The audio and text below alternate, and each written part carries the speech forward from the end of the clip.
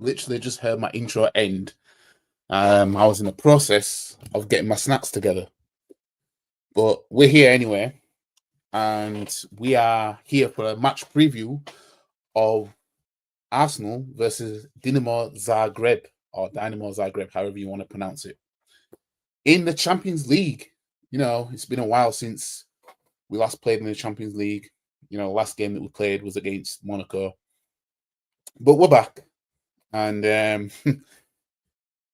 you know, I mean, this month has just been mad because we had these home games that fans were getting gassed off. Really, when you think about it, people were quick to point out the home games that we had this month.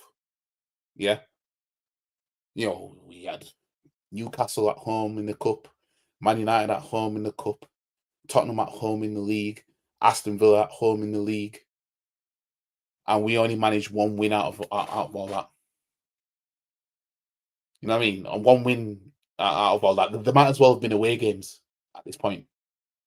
There might as well have been away game. We literally moved like we were an away team for all these games.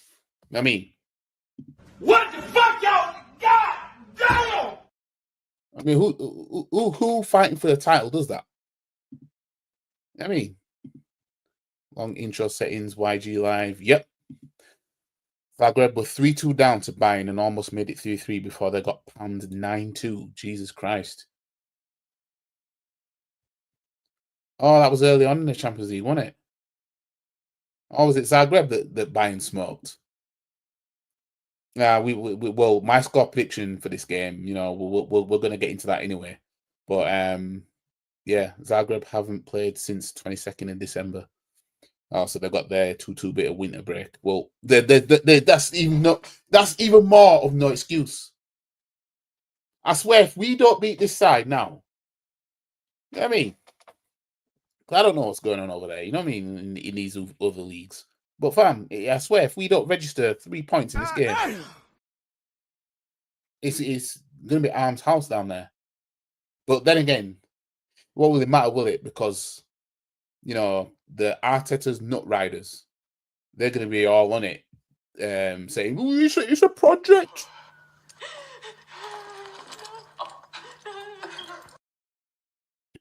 These men are just going to be out here talking about project, this, that, and the other, justifying failure. But Top Gooners can say that Zagreb had a month to prepare for this game.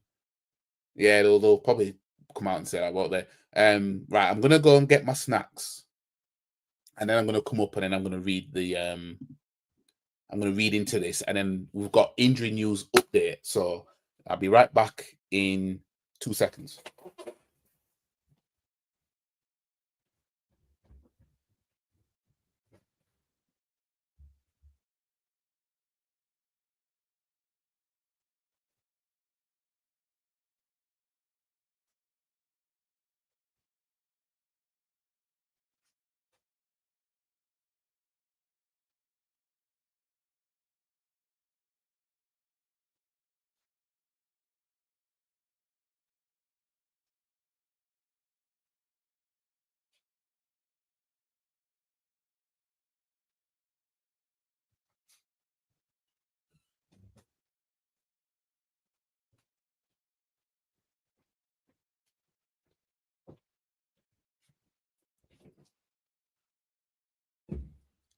This is the kind of time I'm on, fam.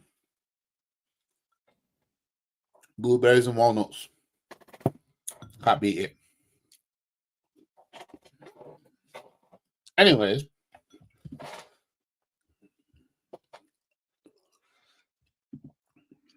well, that film, man, it's a lot. It is. I don't know if you've seen the second or the third one, but fam, big up to Rod in the building. Now, let's get into it. Right? Match preview settings. Let's get it. So, William Saliba is the latest Arsenal player forced to the sidelines by injury. and his teammates certainly felt his absence as they squandered 2-goal lead to draw with Aston Villa on Saturday. Now, this was the same Arsenal Arteta felt could beat Aston Villa with having Partey at right back. We've only won one game in the league with Partey at right back. I don't know in all competitions. I don't know. He might have played right back in one of the early EFL Cup games, or maybe one of the Champions League games. He might have played right back in then, but in the Premier League, we've only won one game with Partey at right back, 1 in 6. Right? He had Kivior on the bench, but no, I won't play centre. So why did he sign Kivior? This is what I want to know before I carry on.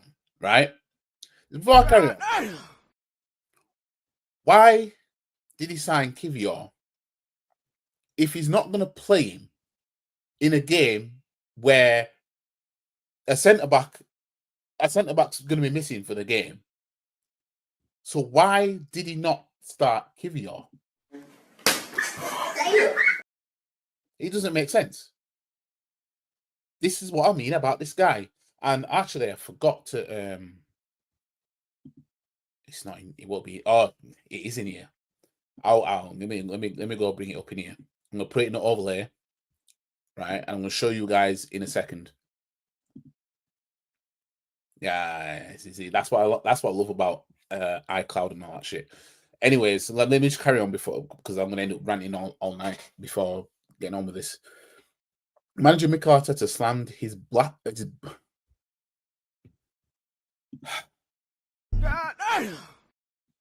Mikel Arteta slammed his backline, saying they were nowhere near the standards. Hang on a minute.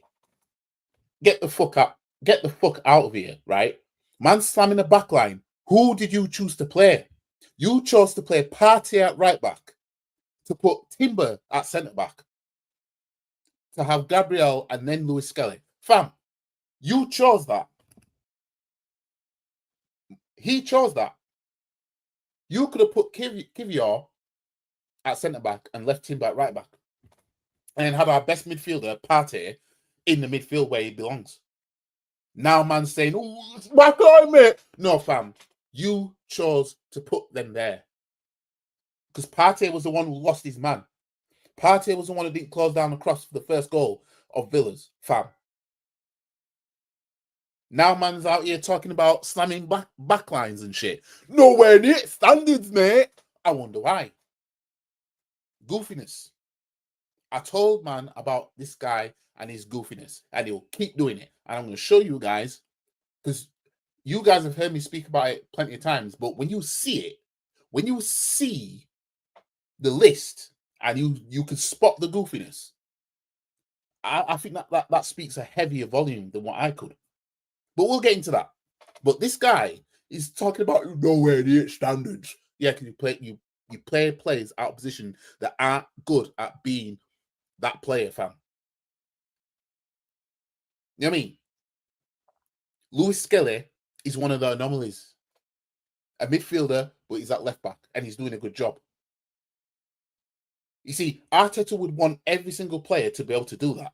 The problem is not everybody can do it, but he's still persisting. Havertz in midfield, Partey at right back. I'll never put Zinchenko. I'll never start Zinchenko in midfield.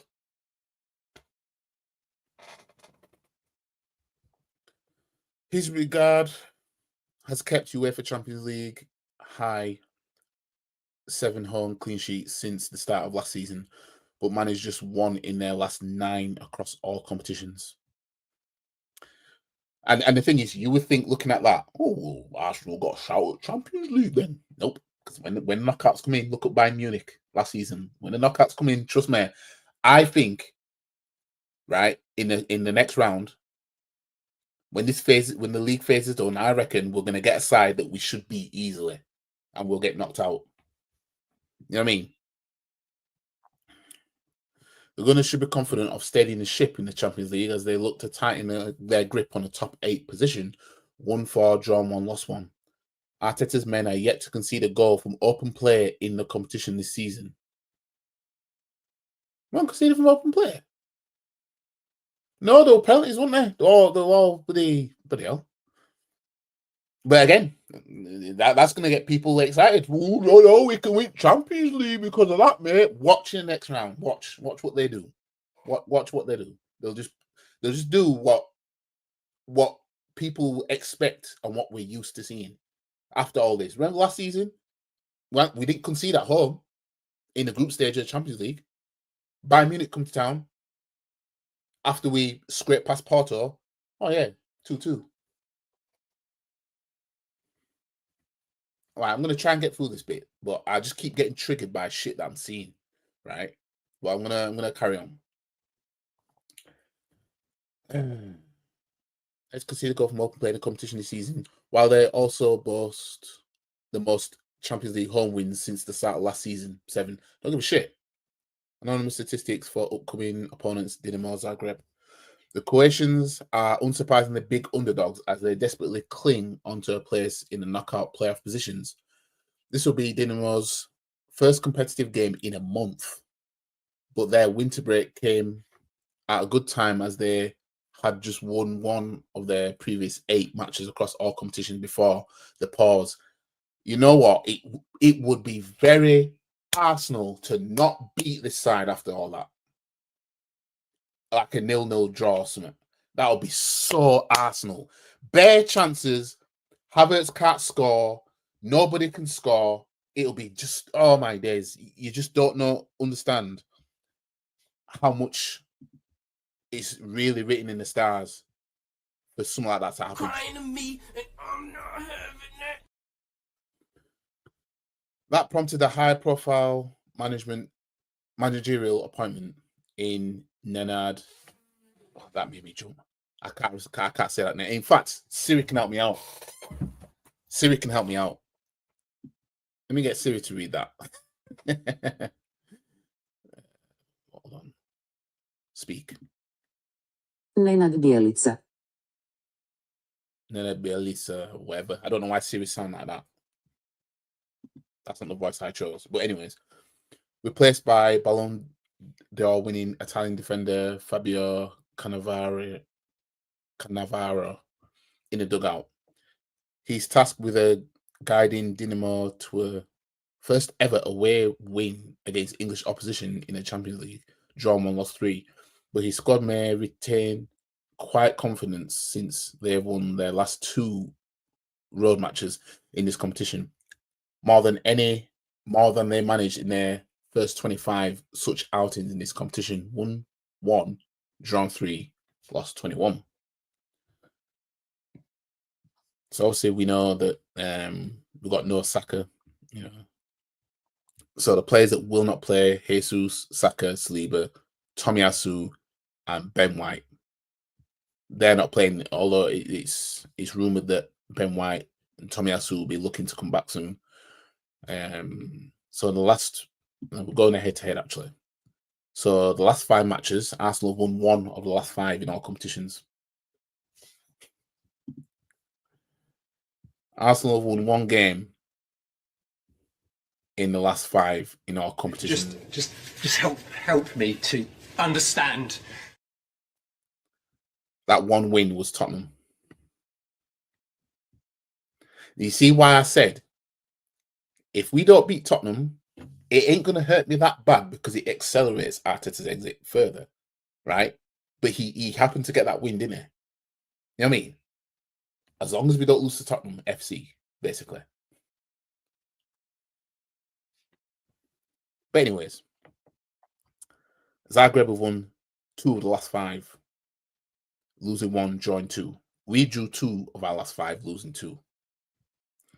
So our head-to-head, we've played Zagreb 4 times. And this is group stages, 2006 and 2015. And the latest was in 2015, a 3-0 win at the Emirates Stadium in the group stage. Before that, we lost 2-1. And that's when the AFTV was you know, it was blowing up because you know, losing that game. And that was at Zagreb. Before that, we won 2-1 at the Emirates. And before that, we won 3-0 at their ground, and that was in 2006. Those last two that I mentioned. So head-to-head, standing, sorry. So we sit fourth in the table. Well, Atalanta are winning because of that, we've dropped to fourth. And we are on 13 points, a point behind Atlanta. I think Liverpool play later on anyway. Obviously, Barcelona, they either play today or tomorrow. So we're 2 points behind Barcelona and 5 points behind Liverpool. But all that matters is that we're finishing top 8 at this point. So that's that. My score prediction for this game, I think I put 4-1 because the reason why I put 4-1 is because I've seen this before where in the league we're struggling, but then in the Champions League we're free roaming. We saw it last season. I mean, we're blitzing man in the Champions League. So I think it could be one of those kind of games, but it would be very Arsenal to not even beat these men. And that's not me saying that we'd lose. I'm saying I could draw, and these men haven't played in over a month. But anyways, there's injury update for Calafiori, Wanyere, Saliba, and Saka. So Mikel Arteta has received a boost by having Calafiori and Ethan Wanyere available for Wednesday's Champions League game against Dinamo Zagreb. So Calafiori and man like Big E would be available for this game. I'll get to your comments soon. I'll just read this and then I'll get to your comments. The Italian defender has missed the past 3 matches with a muscular problem again, but joining with today's training session, hopes to prove his fitness in time for the clash. The Croatian champions. Also joined by Ethan, who was forced off half-time with groin injury against Brighton after scoring as well. 2.5 weeks he's had off. So this is talking about Arteta's delighted to see the pair back. Yep, and then he'll probably be delighted enough to throw them straight into this team in the starting 11 or something. So still without William Saliba, so he could be back for the Man City game on the 2nd of February. He could be back for that. As for Saka's, Arteta was asked if he'd be back sooner than anticipated. Arteta suggested no, he won't be. So I'm going to change. It's within the process and the time that we had. That phase is gone now. Man loves talking about phases, don't they? He's doing really well. He's feeling better day by day, but we have to respect the healing process. Yeah, you better respect the healing process, fam, because you like to rush man back from injury because you're a shit manager. That's what shit managers do. I mean, if you're not good at a computer game, you're going to keep using special attacks all the time, aren't you? Running your health down and shit. You know what I mean? Someone asked him about Partey at right back in the conference there. His glare would have melted the steel beam. I think I shared something on my Instagram story about something he said in response to Partey, questioning about Partey being at right back. This guy, he don't want to learn, does he?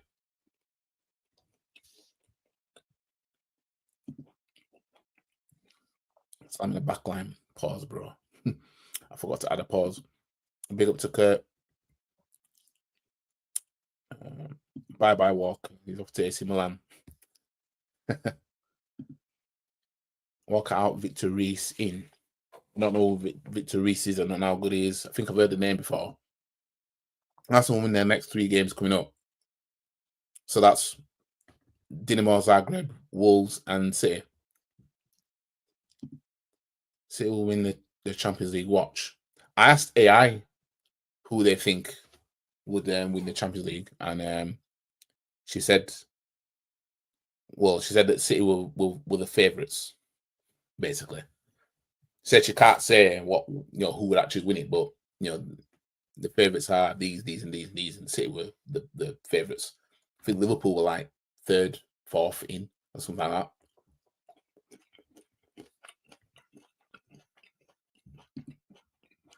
Last time you played these 10 years ago, yep. Yeah, read it out just now.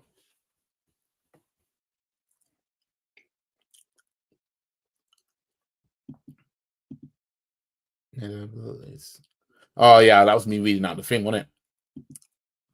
I think 3-0 is my prediction.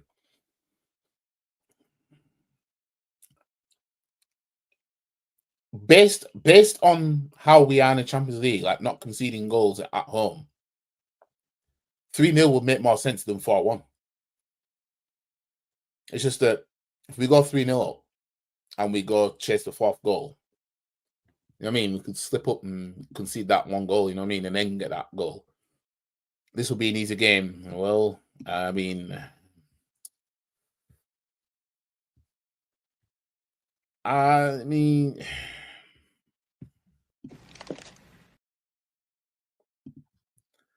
maybe. My prediction is 6-0 Arsenal. Jesus Christ, man's predicting 6-0. What? Let's hope you're right. City not winning the Champions League only if we get a CDM this transfer window. City will never in the conversation. You struggle to get Ipswich at home. Are you lot throwing handbags again? But yeah, so I'm gonna go with 4-1. I think that's what I put on my versus match screen that I always upload. I think I put 4-1. So that's what I'm gonna roll with. But yeah, anyways, let me know what you guys think. You think we're going to win? Think we're going to lose? You think it's going to be same on Arsenal? Is Arteta going to be Arteta-ing as usual? Oh, in fact, that's another thing. Let me get on to the starting 11. Since I mentioned Arteta-ing. You know, it's Arteta-ing the team. Now, I hope to see Kivior with Gabriel at centre-back. I don't want to see Partey at right-back. You know what I mean? I don't want to see that. And I'm not saying I have a problem with Timber at centre-back. My problem is Partey at right-back. You know what I mean?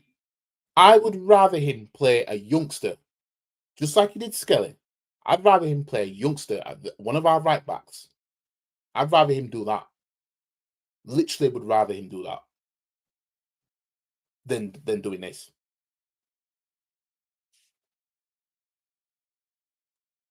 So what I want to see, Ryan goal, that keeper with Neto we got from Bournemouth, he's just a pointless loan signing. He didn't even play against Man United in the FA Cup, which would be the only game you'd basically be able to play, because he was never going to play in the league and not the Champions League unless we're flying high. And yeah, the FA Cup was his only chance because he's cup tied in the EFL Cup because he already played there for Bournemouth early on in the season. Such a pointless signing. These men don't have a clue. But anyways, Ryan goal. I want to see Timber at right back, Kivior and Gabriel in the middle. I don't want to hear none of this. Look, Kivior's left-footed as well. And still a fucking human being in there. You know what I mean? And I want to see Lewis Skelly at left back. Because man's on a roll at the moment. And then in the middle now, I want to see Partey, Rice. Oh, yeah, I think Rice will probably be back. And Odegaard. I mean, if we didn't start Rice, then maybe Moreno. And then the front three, well, it has to be Havertz in the middle, won't it? And I'd go with, I'd bench Trossard. No, in fact, no. Trossard had a good game last game, didn't he? So he'd be on a bit of a roll. So put Sterling on the right and Trossard on the left. Bench and Martinelli. Or no, actually no. Sterling's horrible anyway. Sterling's horrible. No, have Martinelli on the right, Trossard on the left, Havertz in the middle. Sterling can one bench. That's what I'd roll with. But is that what we're going to see? Most likely not, because we're going to see Partey at right back again, and Kivior is just going to be sat there on the bench like, fam, I'm a centre back and I ain't getting game. A midfielder is going in defence in place of me, basically. I mean, it's ridiculous. Ridiculous.